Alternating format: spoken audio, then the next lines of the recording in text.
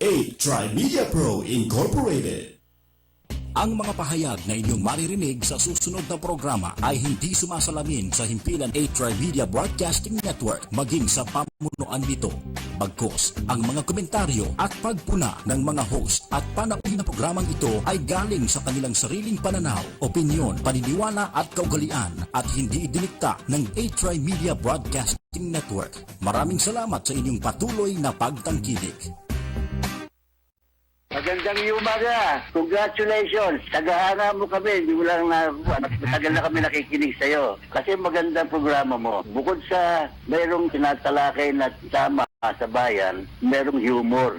At saka bilib ako sa'yo. Kasi minsan parang nagagalit yung babae sa'yo, pero hindi mo pinatulak ko lang. Ang ganda ka, tira mo ka ako yung si Percy ka, magaling talaga ako. Pero talagang kaka ko, maganda ka makiharap sa tao. Congratulations, babati lang ako sa'yo at more power. Keep it up.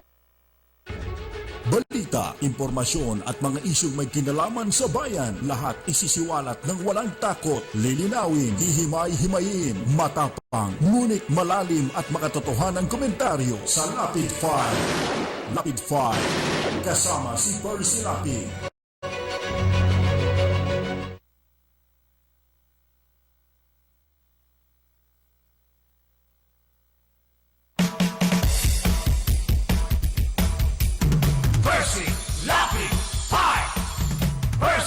Lapid Fire!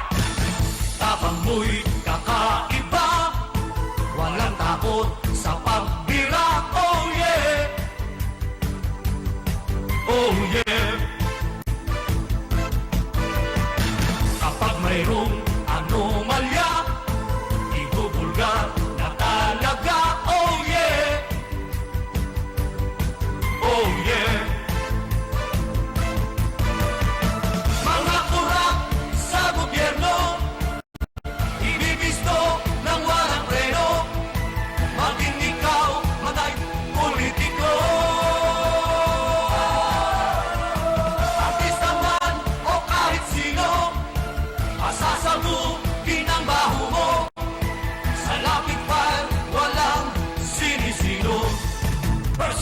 Lapid Fire! Makapal man ang iyong mukha, sa Lapid Fire di uubra. Oh yeah! Oh yeah! Kahit pader, ginigiba, basta't mali, binabangga. Oh yeah! Oh yeah!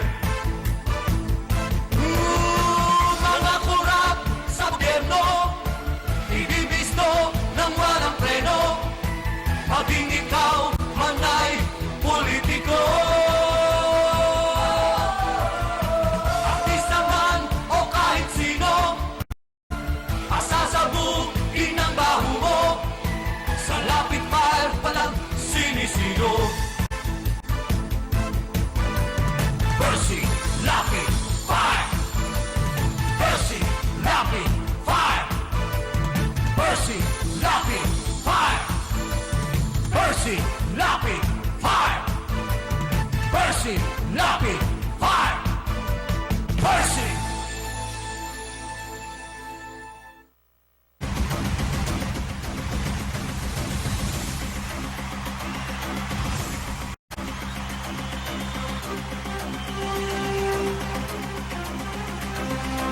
Magandang umaga po mga kaibigan. Ito po si Percy Lapid. Ito naman po si Rose Novenario. Po naman si Peter Talastas.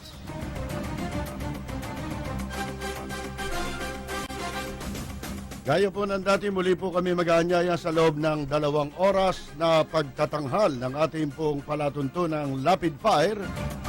Natatampukan ng mga pagtalakay sa mahalagang issue na ating pong pag-uusapan. Siyempre po sa mga nais magbigay ng reaksyon, ang ating pong landline sa ating himpilan ay 4120288. Samantala ang text line po natin ay 0917-798-8910. Ano man po ang inyong pinagkakabalahan sa mga sandaling ito? Samahan po ninyo kami hanggang alas 10 sa pagtatanghal ng Balita impormasyon at mga isyong may kinalaman sa bayan. Lahat isisiwalat ng walang takot, lilinawin, hihimay-himayin, matapang, ngunit malalim at makatotohanang komentaryo sa Lapid Fire! Lapid Fire! Kasama si Percy Lapid. Isang tulog na lang Hindi makakatulog ay pa. manunumpa na po ang bagong uupong Pangulo ng Bansa. Si President Rodi Duterte. 28 Ako na paghanda ay sinasaayos na, nagdatingan na rin po ang mga pamilya ni President Duterte para dumalo doon po sa kanyang inauguration, ho? Sa gagawin po sa Malacanang sa kauna-unahang pagkakataon. Kasi po wala namang wala namang ibang presidente na diyan nanumpa sa Malacanang. Ito bukod tangi si President Duterte. Ha? Si President Quirino. Si Quirino ba? Ganun din. Oh. Si Marcos yung huli. Marcos. Yung huli niya. Yung sa 86 snap election. Oo. Ay, kasi may sakit din si Inunahan Marcos niya. noon. Inunahan niya. Inunahan niya si Cory. Oo. Hindi, tsaka may sakit na si Marcos Yun. noon. Ngayon po, mga kaibigan, marami tayong pag-uusapan. Nandiyan po yung kriminalidad, ano ha? At saka kahapon, napakinggan sana ng mga sumusubaybay sa atin yung pakikipanayam po natin, interview kay incoming Presidential Communications Office Secretary Mark Andanar. Martin. Oh, Mark ang yata nun eh. Ang, di ba Nickname. Mark ang nickname nun? Hindi ko alam. Basta yun po, mga kaibigan, yung tungkol dun sa gusto nilang i-pattern itong mga istasyon ng gobyerno, ng pinatatakbo ng gobyerno, katulad ng television, yung Channel 4, at saka yung Bureau Broadcast. Doon daw po sa BBC. Mamaya meron nag-react sa atin dyan, ha? Babasahin natin yan doon sa ikalawang segment ng ating palatuntunan tungkol sa reaksyon. Actually, pinadalan pa nga ako ng ilang mga hindi ko malaman, hindi ko pa nababasa kung article yon o yun yung nilalaman ng batas sa pag-create nitong parang charter ng BBC. Makakatulong po ito kasi alam nyo na, yun ang ano nila, yun ang totoo niyan, ang BBC independent yan, hindi po yung kamuka nung inaakala ng iba. O kaya yung interpretasyon ni Secretary Andanar, parang hindi ganun eh. Parang tingin niya government-controlled, no? Hindi government control, kundi parang hindi niya alam kung paano pinatatakbo. Kasi po, ang sa nalalaman ko, halimbawa kayo, media practitioner, ha? Ito sa alam ko lang naman, hindi ko pa nababasa kasi yung nilalaman ng charter ng BBC. Alam ninyo, sa pagkakaintindi ko, dahil nga independent yan, wala pong control ang gobyerno kung ano man ang sabihin mo dyan. Hindi yung akala natin propaganda ng gobyerno, mouthpiece ng gobyerno yung BBC. Kung hindi, yung BBC ay pwede kang magsalita Malaya ka. ng kahit na taliwas sa stand ng gobyerno. Pwede mong sabihin doon. Lalo na sa Britain. Hindi ka mukha nung dito na binabalak gawin. Ha? Na gagamiting mouthpiece lang ng gobyerno. Kasi po, pag sinabi nating BBC ba, mabigat ito. Sabi ko nga, merong sariling budget allocation yan. Hindi po katulad ngayon na ang budget niya nanggagaling sa Office of the Press Secretary. Kumbaga, attached agency itong bureau itong mga ito ng communications office natin, ng Office of the Press Secretary, na yung budget ng Office of the Press Secretary, yun ang kabuuang inaaprubahan ng Kongreso. Hindi katulad sa British Parliament na meron talagang specific budget Hiwalay, oh. na hiwalay na talagang ang na binibigay para dyan sa British Broadcasting. At ito mamaya pakinggan ninyo yung yung naging reaksyon ng isa nating kababayan na nakabase po sa United Kingdom at subaybay po sa programa natin. Nagliliyap na mga komentaryo, maanghang na mga batikos. Ito ang Lapid Fire ni Percy Lapid. Lapid Fire.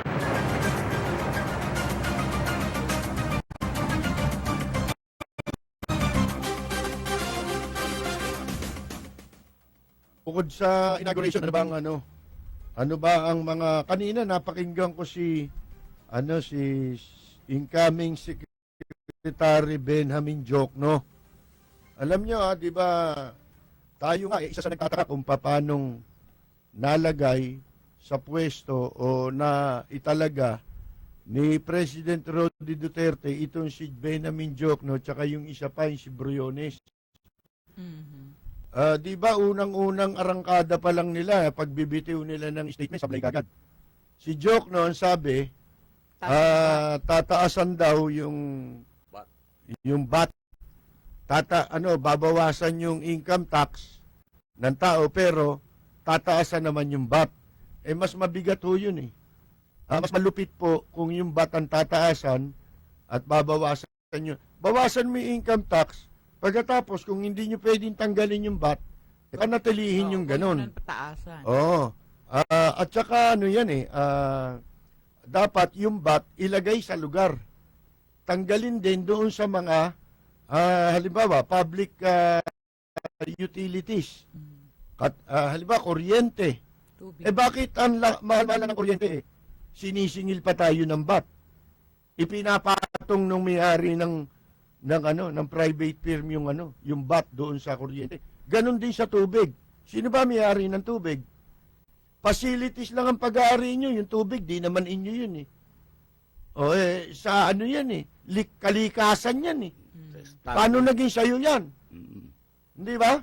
Bakit ngayon? Buwisan mo pa ngayon lang nangyari yan Yung ubod ng mahalang mga public utilities na binabayaran ng tao, yung services na binabayaran ng tao. Nung araw affordable ang kuryente. Nung pumasok-pasok yung mga kung ano-anong pati negosyong itatayo nila, sinisingil sa taong bayan. Pero ngayon ito kanina napakinggan ko si Budget Secretary Benjamin Jokno. Parang nakinig sa programa natin Yung napakinggan ko sinabi niya Kasi po, may panukala siya ngayon, yun daw ang inaatupag at sinisikap maipatupad ng gobyerno ngayon na yung mga katulad ng passport. Ang passport ho natin ngayon 5 taon ng validity. Tayo nga, sabi ko nga sa inyo, nagtataka tayo bakit hindi na natapos-tapos yung kumukuha ng passport Araw-araw, sasakit ang ulo mo, makita mo pa lang yung pila doon sa sa Passport Division sa Consular Office ng Department of Foreign Affairs diyan sa Makapagal. Makita mo lang araw-araw yung nakapila diyan. Maaga pa lang puno na ng pila ng nakapilang tao, ang haba ng pila. Bakit nagkaganon tayo? Dito mo lang makikita yan na pinipilahan yung passport. Meron namang ibang sistema na pwedeng gawin para mapagaang mo yung pagkuha ng passport at abala sa tao, matanggal mo yung abala sa mga kumukuha ng passport dahil nagbabayad dyan Hindi naman libre yung passport Sana kung libre niyong binibigay yan. Ang dating parang nagmamakaawa utang na loob mo pa, bigyan ka ng passport. Oo. At para ka makakuha ng passport, katakot-takot na requirements ang hihingin sa'yo. Ang birth certificate mo kailangan galing sa NSO. May bayad yun. At yung NSO binigay sa'yo, wag mong palalagpasin. Dahil baka mamaya lumagpas ka, may validity rin yun. May expiration yun. Gusto pa nila updated, Isipin mong papel lang yun na i-expire. Oo. Hindi naman gamot yun, hindi naman pagkain yun Hindi naman nagbabago yung birth certificate. Yun, Ba't oo. kailangan updated, di ba? Pwede yun sa mga NBI clearance, O yun. police Oo, kasi clearance. pwede ka nakagawa ka magkaroon ng ka ng krimen, kaso di ba? ulit. Hindi, kasama din yung NBI clearance sa binanggit niya eh. Mm. Na bakit nga daw, ito sabi niya, bakit gano'n ang NBI? 6 Taon-taon. months lang. Ah, 6 months. Maghahanap ka 6 months ng trabaho. Mm.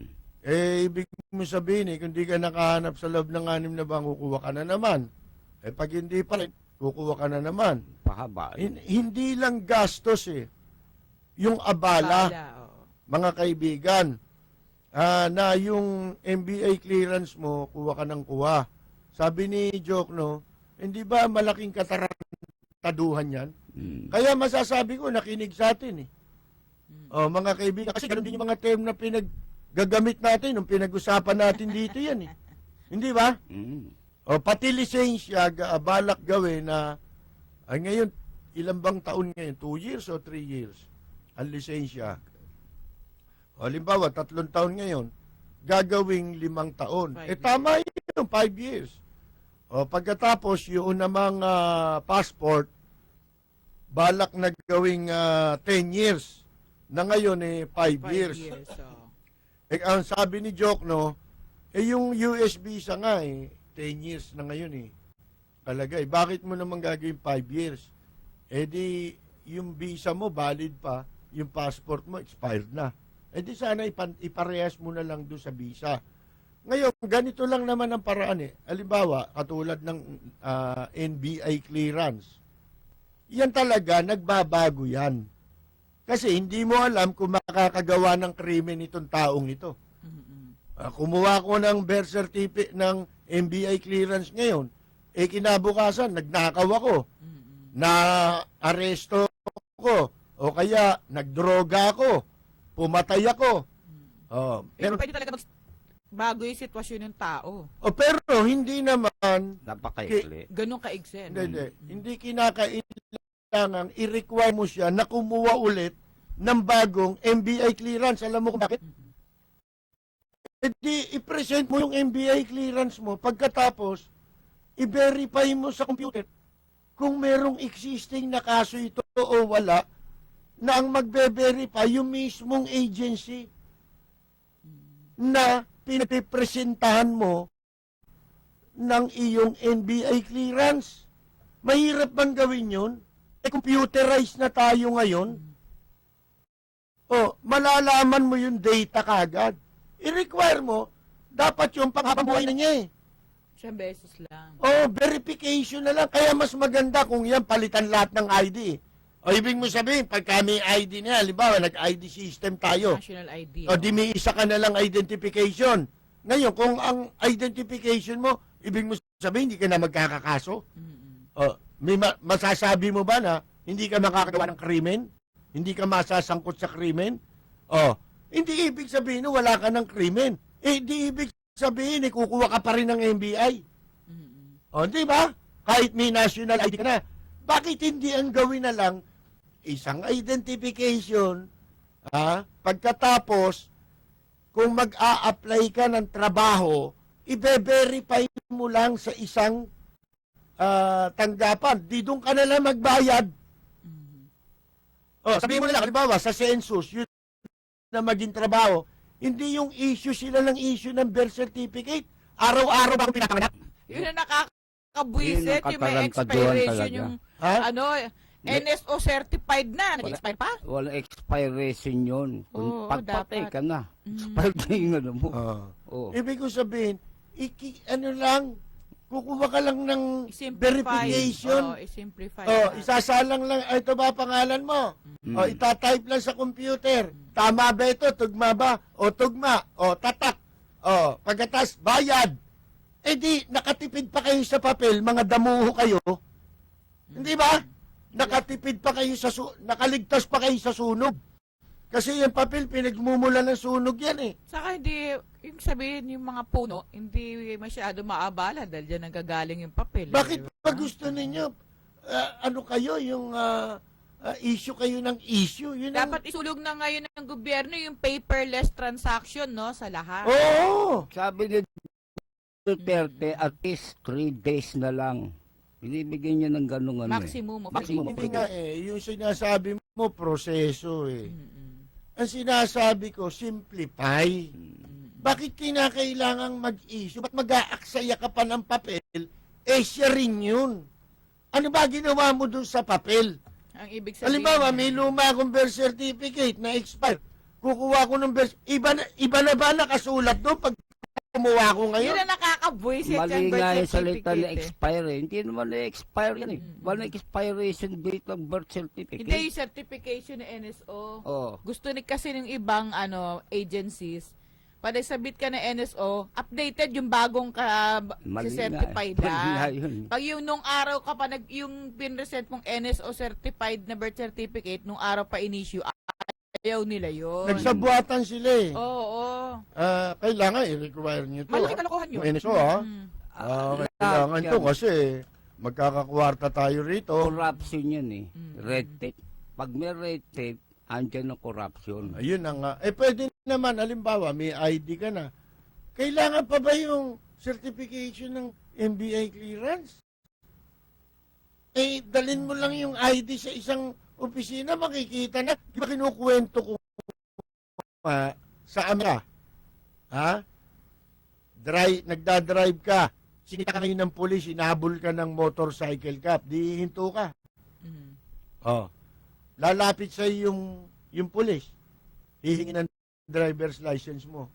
Pagkatapos, sandali lang, sasabihin sa'yo, babalik siya dun sa kanyang motorsiklo ito o kaya mobile parehong merong gadget yan na ginagamit. Ipapasok nila yung ID mo, kaya yung detalye dun sa ID mo, malalaman na nila kung may kaso ka kung anong klaseng tao ka o kung ikaw nga yung may-ari ng kotse o hindi Kasi malalaman din nila, pati yung registration, kung kanino nakapangalan yun. O di ba wala naman silang MBA clearance doon sa Amerika? O bakit hindi naman? O nga, wala FBI clearance. Wala naman doon eh. Wala, sa Japan, wala namang ganun eh. Para sila merong isang central database lang. Napaka walang hiya ng klase ng ng gobyerno natin. Tanggalin yan dapat. Yan sobra-sobra nga. Kung papanukalain yung national ID, maganda yan. Kung lahat yan, wala na. Tanggalin na yung birth certificate. Hindi naman magbabago yung nakasulat doon. Hindi naman mababago ang petsa ng kapanganakan ko. Magulang. Lalo na kung based doon ay naiyang ka ng national ID. Ibinay sa birth certificate mo bago ka issuehan nun, di ba? Di isang beses na lang, simplified na, nakatipid pa kayo sa papel. Ngayon, for verification purposes, halimbawa, kakailangan, di ba? Kung fake o hindi. Halimbawa, duda. Gumagamit kayo ng computer eh. Ano Ang bang opisina ngayon na walang computer? Pag wala kang computer, siraulong agency yan. kita mo yung TIN number. Pag in-issuean ka ng TIN number, Habang yun na buhay yun. na yun. Habang buhay mo na yun. Bakit SS pwede? number, habang buhay mo rin naman Habang yung buhay SS mo yun eh. eh. Bakit pwede yun? Yun nga eh. Bakit pag sa passport, sabi ka na submit ng kung ano-ano sabihin, requirements?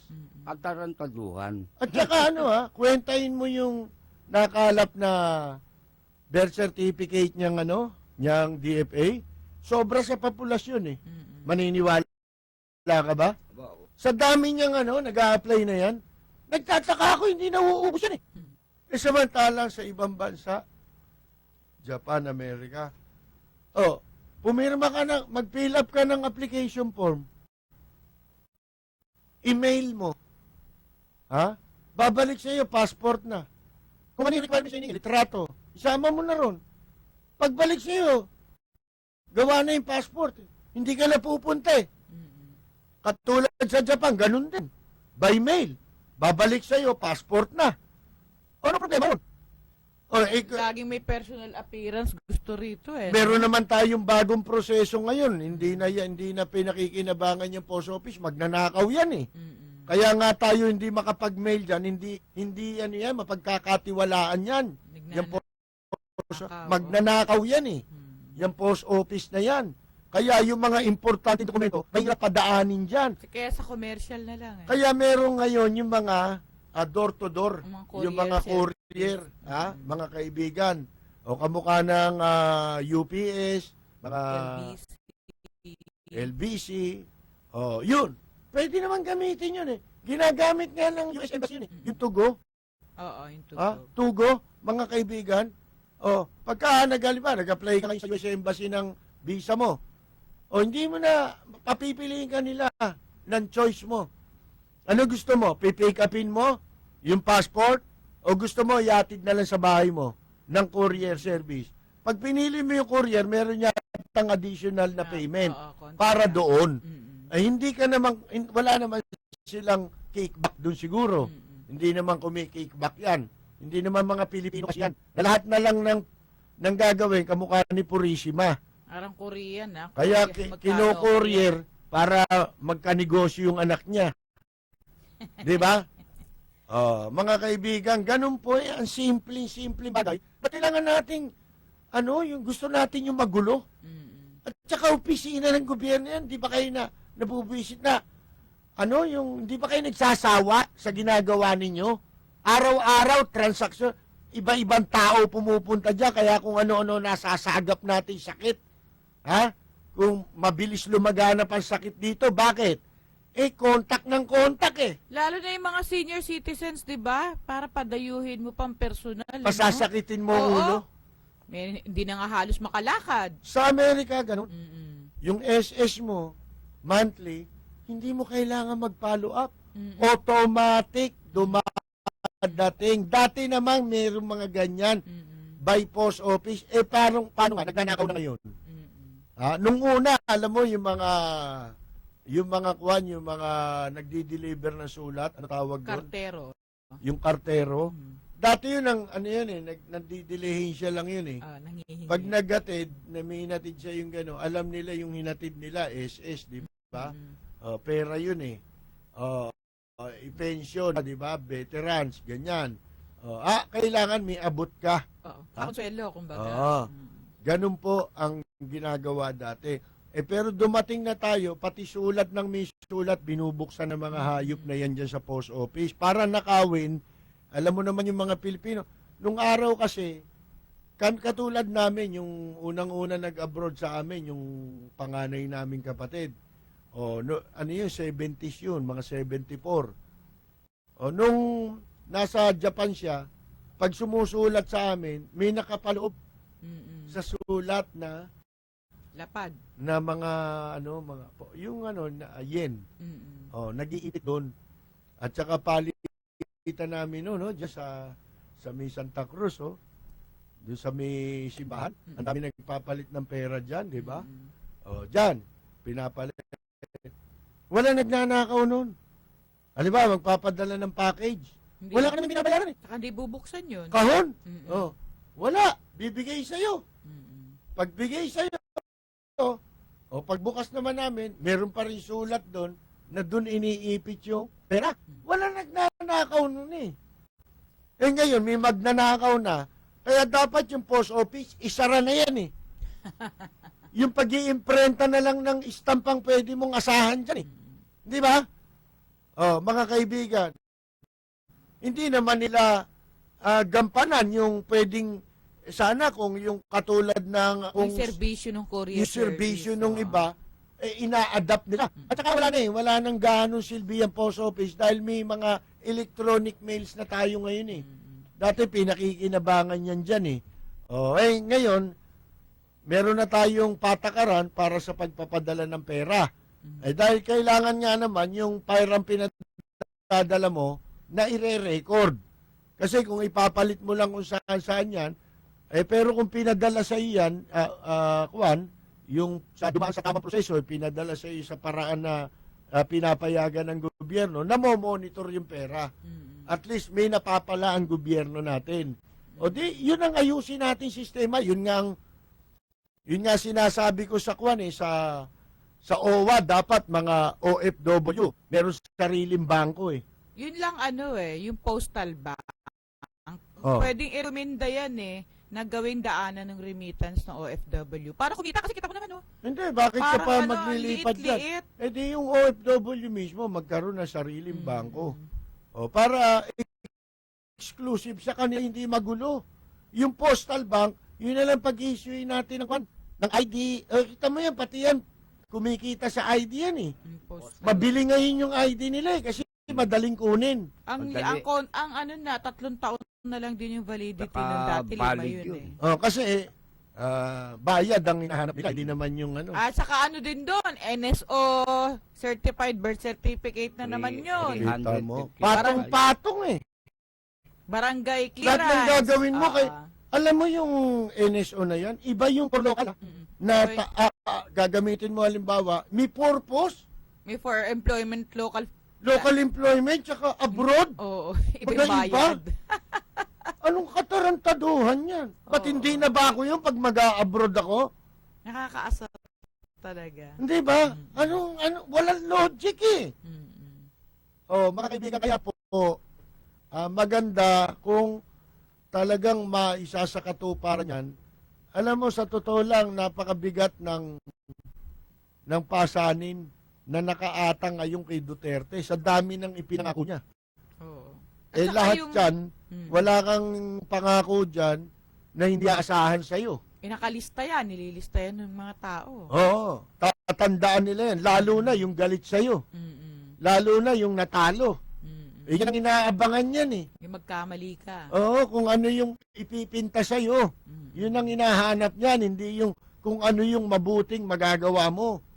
Ang inaabangan niyan, Yung kailan ka magkakamali, damuho ka. Ganyan yan eh. Para mahila ka. Oo, Pababa. para meron namang kaming ika nga eh, maging kabuluhan. Wala silang kabuluhan sa palagay nila pag hindi yun ang ginawa nilang trabaho, yung Kasi maghanap ng ipipintas. Automatic yun eh. Ang postura nila ngayon, opposition sila eh. Oo. Kaya naghahanap sila ng tututulan nila kay Duterte. Bakit? Pagka ba oposisyon, kailangan Ayun eh, masama ano. lang ang nakikita mo. Oo, oppose ng oppose eh. Hindi ba pwedeng, pag nakita mong masama, mag-ano ka rin, yung mag-sasuggest ka rin na, di ba mas magandang ganito?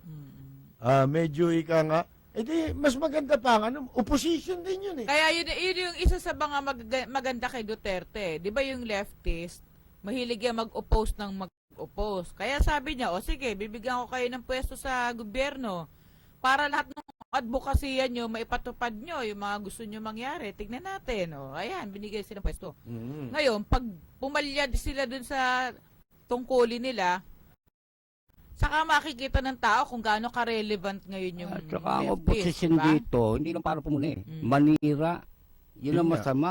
Demolition job ang ginagawa ng ibang opposition. Ganyan na nangyayari. Hindi objective. Oo, hindi constructive eh. Oo. Hindi objective. Mga kaibigan, Destructive ang ginagawa eh.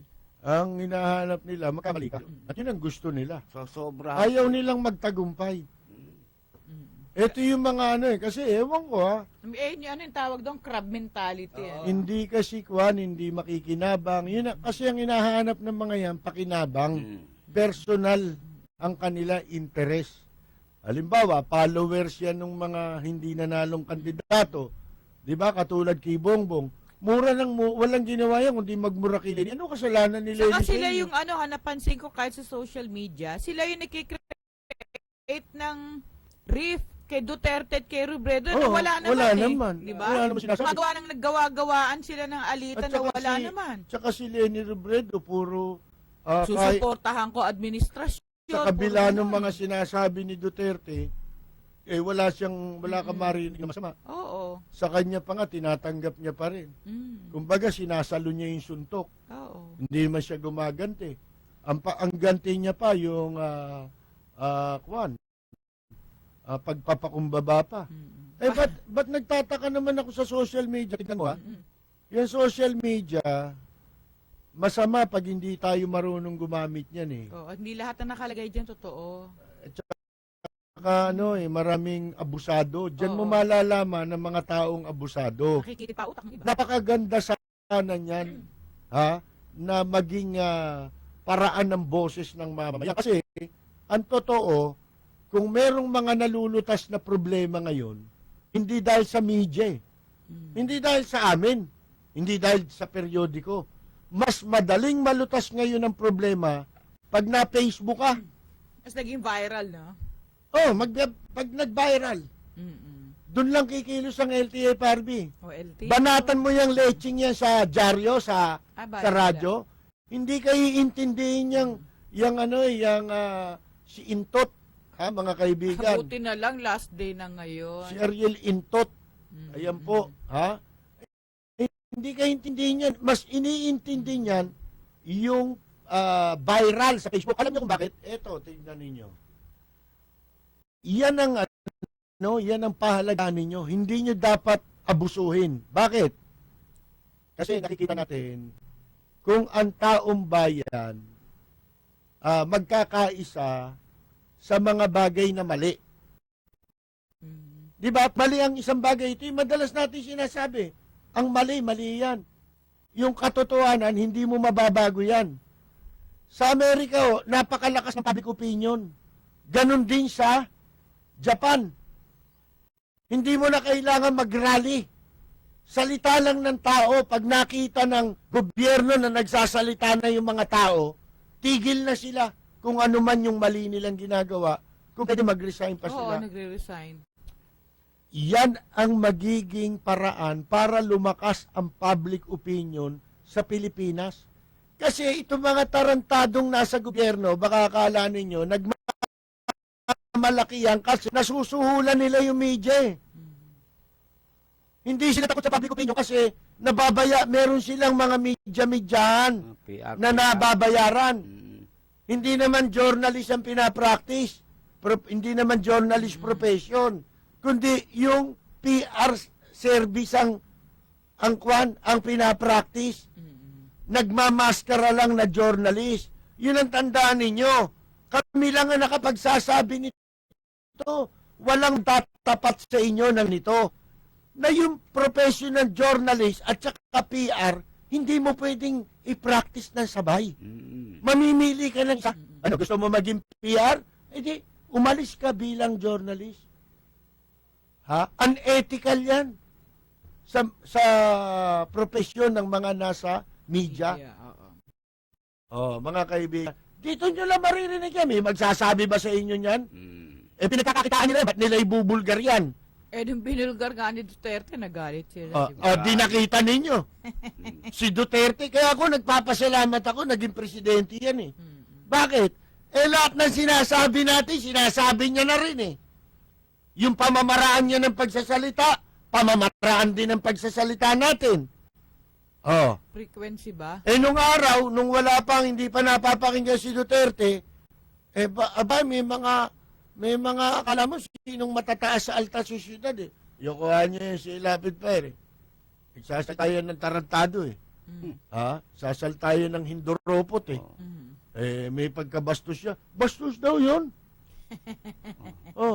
Pero yung katarantaduhan at kahayupan sa gobyerno, hindi nila itinuturing na bastos.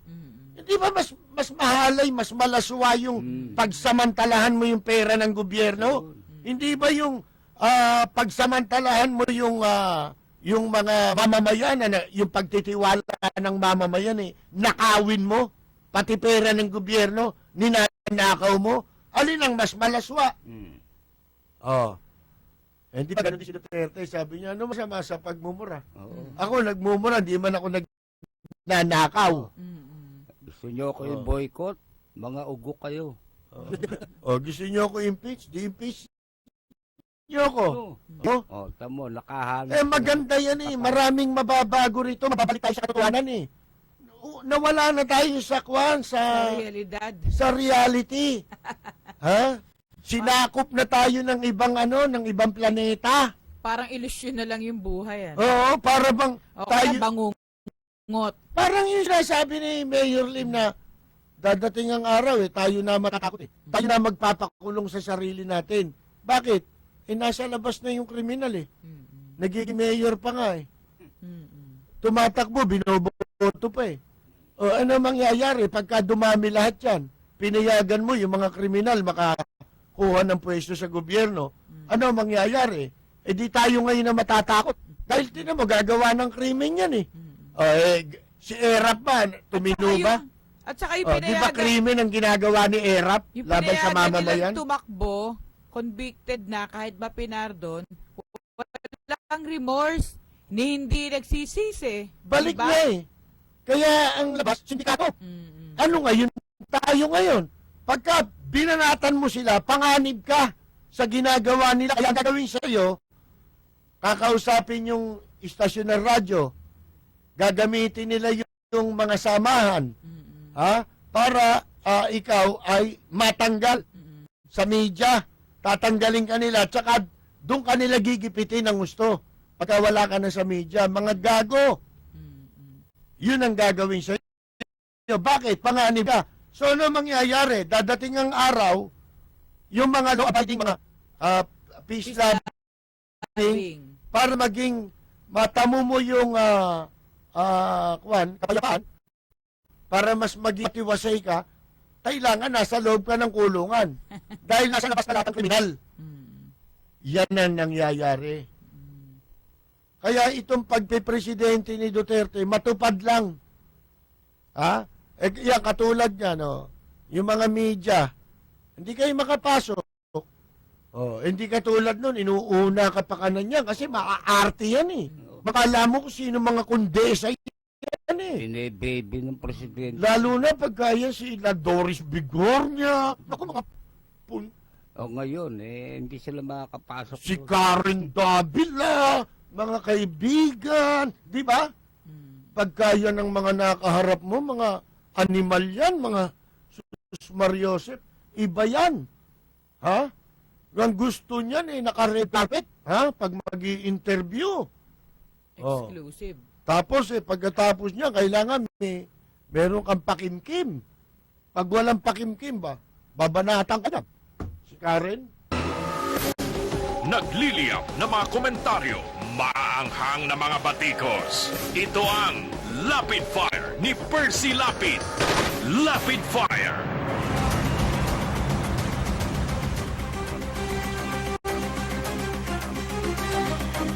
Yan po mga kaibigan. Hari nawa, mapagaang.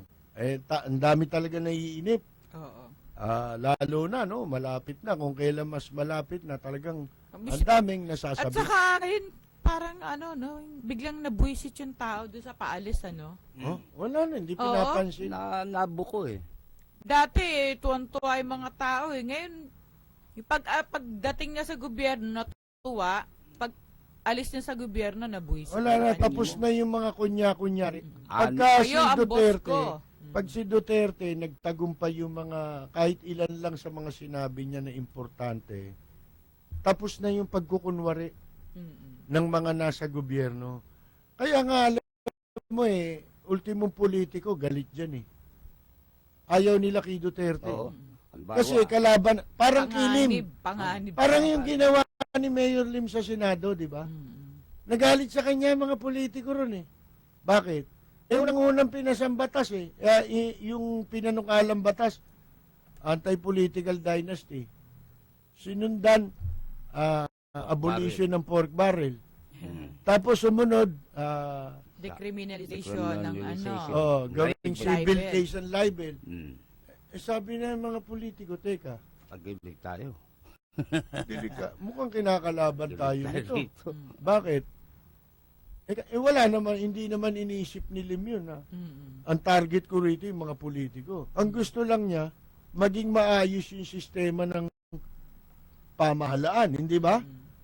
Tsaka nasa batas naman yun, in consonance sa mga sinasabi ng ating saligang batas, hindi ba? Teka muna, ito makakabuti. Hindi, pero makakasama sa atin yan. Delikado tayo dyan. So, ano mangyayari? I-archive natin yan. Huwag niyong palusutin niya, huwag niyong pansinin niya si Lim. Delikado tayo, sipin mo. Pork barrel.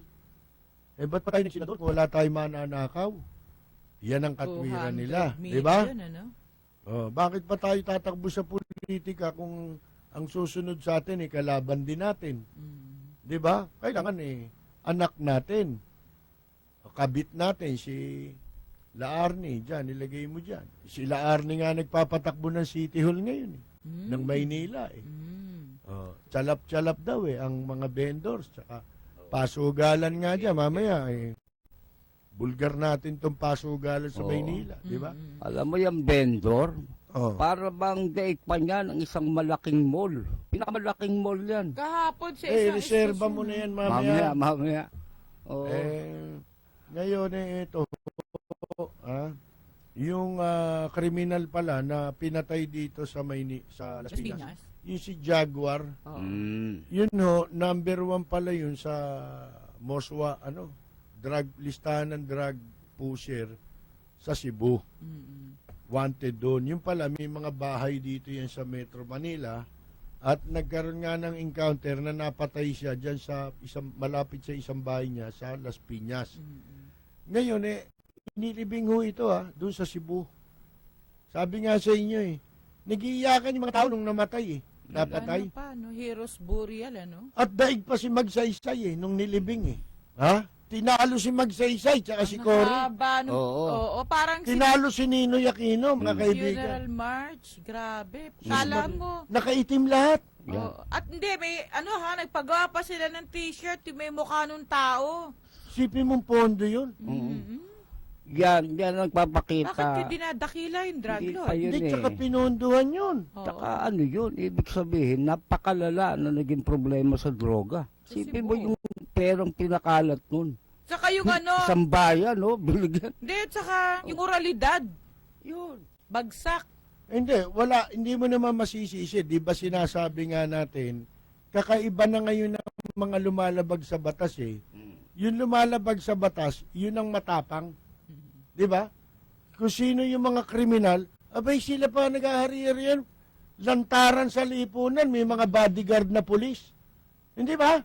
Kung sino yung may ginagawang katarantado, matapang, hindi katulad nung araw. Manduduro yung mga kriminal, ano? Oo, kaya nga may mga security, di ba? Hindi katulad nung araw, halimbawa, nakagawa ng kalokohan. Kulong. Lumabas yan, humalibilo ulit sa lipunan, yung kanyang lipunang pinabibilangan, pinakikisamahan niya. O kaya, magnanakaw sa isang lugar, hold upper, bank robber, kilalang notorious sa larangan ng krimen. Pero pag kinumusta mo yan, doon sa lugar nila, mahal sila nung mga kalugar nila. Dahil nakikisama sila. Di ba? Sila nalalapitan. Katulad doon sa bilangguan, kaya mahal ng mga mga gwardiya sa Muntinlupa si Peter ko Tsaka yung mga leader ng sindikato dyan Bakit? Mahal nila yan kasi nagbibigay ng pera. Ang barometro kasi nila ng kabaitan, yung pera. Hindi nila alam, dumadating ang sandali na sinisira niya ng moralidad ng isang tao, ang pamantayan ng morality ng tao, bumabagsak. Hindi ba? Biruin mo kahit, Nagiging materyoso ang tao dahil dyan sa pera. kahit saan galing yung pera, basta binigay mo, no? Oh, Kahit kaya- galing sa drug. Kaya pag may nasangkot na kriminal, nasangkot sa krimen, mas marami pa siyang kakampi sa media kesa yung inagrabyado niya. Hindi ba? Pag-aralan niya. Bakit? Sinapolis lang. Nasira yung moral fiber ng mga tao, yung mga moralidad bumagsak Naalala ko. Nalaso ng pera Yung sinabi ni Jinggoy matatapos ang term ko kung pagkasenador. Taas ang noo ko. Naku, Diyos ko, nakakulong. Taas daw noo niya. At sa pagnanakaw. Para sa isipin kanya, mo, marangal yung pagnanakaw Sirap. Paano hindi magiging ganon? Oh.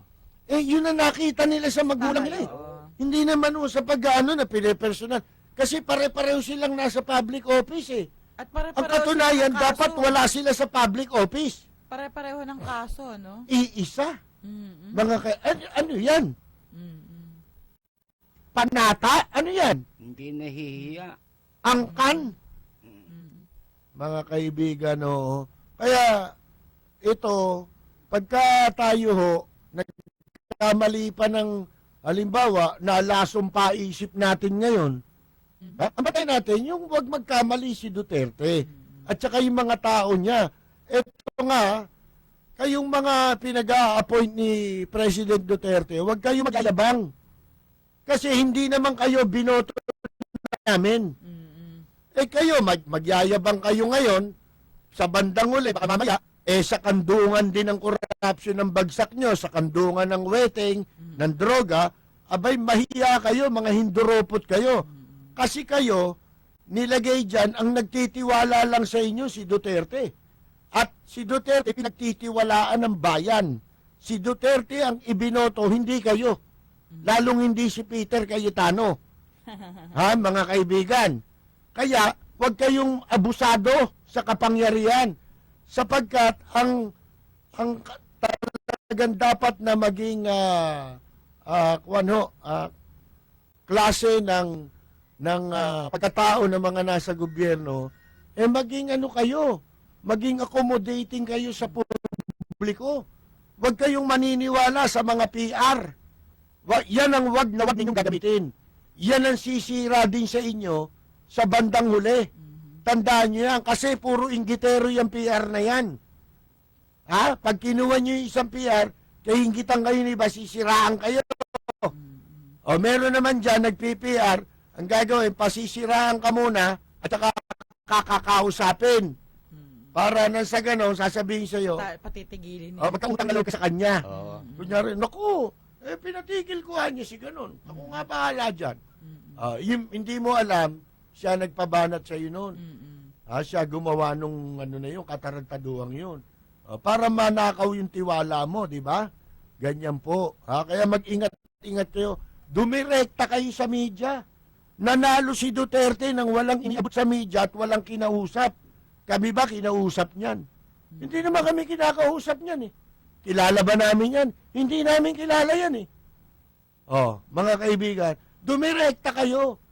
Kahit yung mga ini-appoint niya, wag na wag ninyong gagawin. Ang gumamit kayo, umupa kayo ng mga PR. Karamihan dyan, demonyo. Nagliliw na mga komentaryo, maanghang na mga batikos. Ito ang Lapid Fire ni Percy Lapid.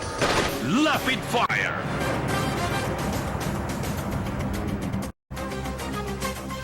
Iingatan yung PR, yung nasa media rin. Ay mga nagpapanggap na leader ng organisasyon. May press ID. Yun nga ang kinakasangkapan nila, organisasyon. Organisasyon ng mga nahuhuli sa extortion. Entrapment. Organisasyon ng mga smuggler. Alaga ng kasabulsa ng mga smuggler. Mabuti kung smuggling lang. Ito, droga pa. Ha? Baka ikaw, General Bato, maloko ka niyan. Baka ikaw, Secretary Mark Andalar, maloko ka niyan. Baka hindi nyo pa kilala pagkatao niyan. Pati kaluluwa niyan, mga kaibigan, nakasanla na sa impyerno, baka akala ninyo. Ha? Jesus Mario Josepo. Yan ho, asahan natin, sana, maging makatotohanan po, ang mga inaasahan natin, magkatotoo. Palagi ko naman may pag-asa eh. Marami dyan sa mga sinabi ni Duterte. Kasi yung ugali proven na siya Tsaka yung ugali niya na simple. Oo. Gusto niya yung buhay, simple. Di ba? Basic, Simpleng Back solusyon. to basic tayo lahat. Simple lang buhay. Yun naman yung dati Ginawa lang complicated Kasi ang dami dito. It's complicated ang status, no? Parang Facebook lang yan yan po sinasabi lang natin mga kaibigan. Wala pa ba? Hindi pa ba tayo papasok? Sa kabila? Wala pa, no? Pasok na. Pasok na ba tayo sa kabila? Tayo. Okay, mga kaibigan, wag po kayong alis sa pagbabalik po namin. Sabayan na po tayo mapapakinggan sa impilang DCRJ Radio Bandido.